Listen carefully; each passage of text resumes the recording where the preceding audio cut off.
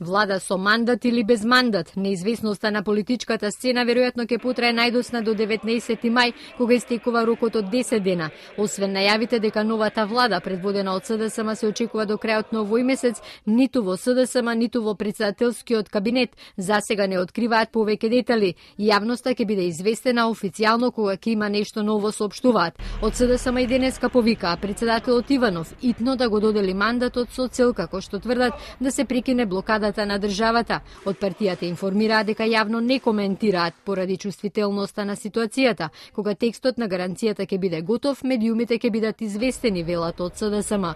Заев минатата недела изјави дека се обидуваат преку неговиот и кабинетот на председателот што побрзо да се состави текстот на изјавата со цел да се овозможи добивање на мандатот, а не со цел да се предизвикаат нови пречки и причини мандатот да не се даде.